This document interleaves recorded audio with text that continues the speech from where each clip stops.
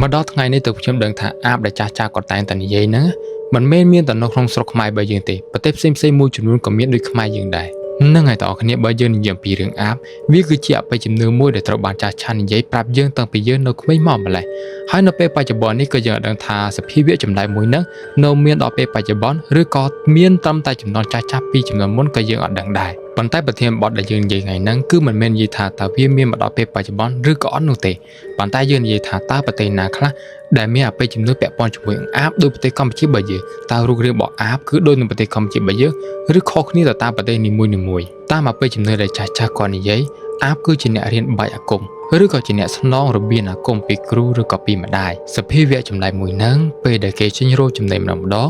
គឺគេដកក្បាលចេញពីខ្លួននិងគ្រឿងខ្នងតោងជាប់ជាមួយនឹងក្បាលហោះចេញទៅរោចំណេញហើយចំណេញរបស់គេដូចជាកូនសត្វតូចៗដូចជាកូនកង្កែបអីជាដើមនឹងឯងនិងភក់ច្រំមួយចំនួនដែលជារបស់ស្អុយឆ្អេះឆ្អាបប្រទេសដែលមានអបិយជំនឿពាក់ព័ន្ធជាមួយនឹងអាបហ្នឹងភាគច្រើនគឺជាប្រទេសដែលកាន់ទៅដោយពុទ្ធសាសនាព្រហ្មញ្ញសាសនានិងសាសនាអ៊ីស្លាមដូចជាងទៅដូចជាប្រទេសកម្ពុជាបើយើងប្រទេសឡាវប្រទេសវៀតណាមសម្បីតែប្រទេសលីពីក៏មានអបិយជំនឿពាក់ព័ន្ធជាមួយនឹងអាបហ្នឹងផងដែរម៉ាឡេស៊ីក៏មានឥណ្ឌូនេស៊ីក៏មានដែរសម្បីតែជាប្រទេសជប៉ុនក៏មានពាក់ព័ន្ធជាមួយនឹងអាបហ្នឹងដែរប៉ុន្តែគ្រាន់តែមានរូបរាងខុសពីខាងយើងខាងនេះអាបនៅប្រទេសជប៉ុនអត់បានដកកមានពវៀនប្រតាំងហោះទៅតាមខ្លួននោះទេ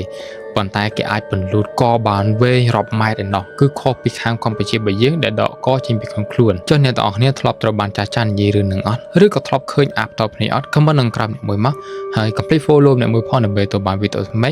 ជួបគ្នានៅវីដេអូក្រោយអរភ្លេចប្រាប់ផ្ទះ admin កាលពីចំនួន admin អាយុ10ឆ្នាំគឺឃើញភ្លើងហោះនៅពីក្រៅផ្ទះសឹងរាល់យប់ខ្ញុំនិយាយមែន